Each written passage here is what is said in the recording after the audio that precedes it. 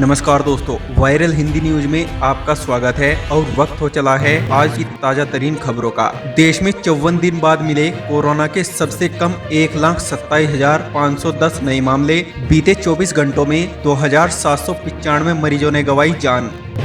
CBSE 12वीं board परीक्षा हुई रद्द। प्रधानमंत्री नरेंद्र मोदी की उच्च स्तरीय बैठक में लिया गया फैसला। मोदी ने कहा, बच्चों की सुरक्षा और सेहत सर्वोपरि। बीएचयू यूनिवर्सिटी के वैज्ञानिकों ने कहा कि कोरोना वैक्सीन की केवल सिंगल डोज ही है काफी प्रभावी। ऐसे में भारत सरकार इस पर रिसर्च करने वाली है। हालांकि इस थ्योरी पर कुछ विशेषज्ञों ने सवाल भी उठाए हैं। केंद्रीय शिक्षा मंत्री डॉक्टर रमेश पोखरियाल निशंक की कोरोना वायरस के संक्रमण से ठीक होने के बाद अचानक से बिगड़ी तबीयत, जिसके बाद से वे एम्स में भर्ती हैं। यह जानकारी एम्स के एक अधिकारी ने दी है। अब देश में ही बनेंगे 108 सैन्य उत्पाद, आयात पर लगा प्रतिबंध। आपको बता दें कि आत्मनिर्भरता की दिशा में प्रधानमंत्री नरेंद्र मोदी के आह्वान पर और घरेलू रक्षा उद्योग को बढ़ावा देने के लिए रक्षा मंत्री राजनाथ सिंह ने सैन्य मामलों के विभाग द्वारा हवाई अग्रिम चेतावनी प्रणाली, टैंक इंजन और रडार जैसे 108 सैन्य हथियारों और प्रणालियों के आयात पर प्रतिबंध लगाने को मंजूरी दे दी है। अब ये 108 सैन्य उत्पाद भारत में ही बनेंगे।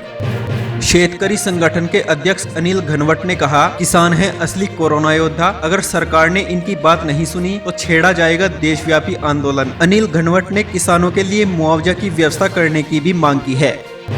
मध्य प्रदेश के पूर्व मंत्री व भाजपा नेता लक्ष्मीकांत शर्मा का कोरोना वायरस से निधन। भोपाल के अस्पताल में थे भर्ती।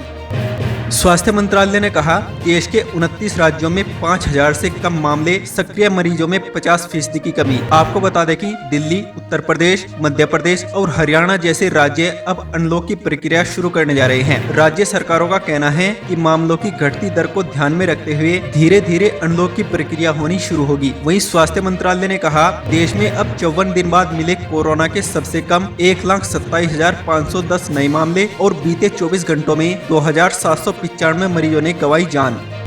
3 पड़ोसी देशों के अल्पसंख्यकों को नागरिकता देने को मिली चुनौती। मुस्लिम लीग पहुंची सुप्रीम कोर्ट। आपको बता दें कि मुस्लिम लीग ने केंद्र सरकार की उस अधिसूचना को चुनौती दी है जिसमें 3 पड़ोसी देश पाकिस्तान, अफगानिस्तान, बांग्लादेश के अल्पसंख्यकों को नागरिकता के लिए आवेदन देने की इजाजत दी गई है। आईएमडी ने जारी किया पूर्वानुमान, जून में सामान्य रहेगा मानसून। आपको बता दें कि आईएमडी के महानिदेशक मृत्युंजय महापात्र के मुताबिक जून में मानसून के सामान्य रहने का पूर्वानुमान है। वहीं मध्य भारत में मानसून के सामान्य से अधिक, उत्तर एवं दक्षिण भारत में सामान्य और पूर्वोत्तर भारत में सामान्य से कम रहने का अनुमान है। केंद्रीय स्वास्थ्य मंत्रालय ने देश में जारी टीकाकरण को लेकर स्पष्टीकरण दिया है। मंत्रालय ने कहा कि कोविशील्ड की खुराक में कोई बदलाव नहीं किया गया है। इसकी केवल 2 खुराक होंगी। पहली कोविशील्ड खुराक देने के बाद दूसरी खुराक 12 सप्ताह बाद दी जाएगी। मंत्रालय के अनुसार अगस्त से रोज 1 करोड़ लोगों को टीके लगेंगे और दिसंबर तक सभी का टीकाकरण हो जाएगा। सुप्रीम कोर्ट का केंद्र को निर्देश, अनाथ बच्चों के लिए घोषित योजनाओं का ब्यौरा पेश करें। आपको बता दें कि सुप्रीम कोर्ट ने केंद्र सरकार से उन बच्चों के लिए पीएम द्वारा घोषित योजना का विवरण प्रस्तुत करने को कहा जो कोविड-19 महामारी के कारण अनाथ हो गए हैं। शीर्ष कोर्ट ने कहा कि केंद्र सरकार इन अनाथ बच्चों के लिए घोषित योजना, जिसके लिए पीएम केयर्स फंड से पैसा दिया जाएगा, उसकी निगरानी कैसे की जाएगी, इसका विवरण पेश करें।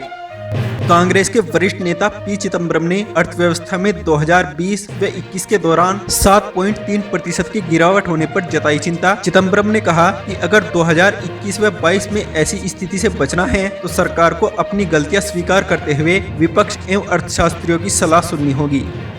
मुख्यमंत्री योगी आदित्यनाथ ने लखनऊ के केडी सिंह स्टेडियम में बने बूथ पर टीकाकरण का किया शुभारंभ। उन्होंने सभी से टीकाकरण के दौरान सोशल डिस्टेंसिंग का पालन करने की अपील की। साथ ही अधिकारियों से बातचीत कर पूरी स्थिति की जानकारी ली।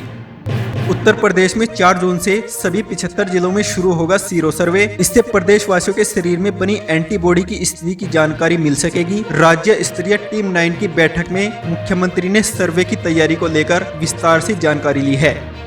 कांग्रेस पार्टी के प्रवक्ता गौरव वल्लभ ने केंद्र सरकार पर बड़ा आरोप लगाते हुए कहा कि सरकार ने 7 साल के कार्यक्रम में 5 लाख करोड़ रुपए की ठगी की है। अगर वह राशि बचा ली जाती तो आज 500 नए एम्स बन सकते थे, लेकिन अब कोरोना काल में इलाज, दवाओं व ऑक्सीजन की कमी के चलते लाखों लोग मारे गए हैं। दिल्ली को 20 जून के बाद मिलेगी स्पुतनिक की डोज। इस दौरान केजरीवाल ने कहा कि केंद्र सरकार को जितनी जल्दी हो सके वैक्सीन खरीदकर राज्यों को देनी होगी। वैक्सीन खरीदना केंद्र की जिम्मेदारी है, जबकि वैक्सीनेशन करवाना राज्यों की। जम्मू कश्मीर में सुरक्षा बलों को निशाना बनाने की 2 साजिशें नाकाम, आईईडी बरामद। आपको बता दें कि दक्षिणी कश्मीर के पुलवामा में 2 स्थानों पर सुरक्षा बलों को निशाना बनाने की साजिश को सुरक्षा बलों ने नाकाम कर दिया है। 2 स्थानों पर प्लांट आईईडी को समय रहते खोज निकाला और उन्हें निष्क्रिय किया। आशंका जताई जा रही है कि आतंकियों के निशाने पर सुरक्षा बलों के वाहन थे। पुलिस ने मामला दर्ज कर तफ्तीश शुरू कर दी है।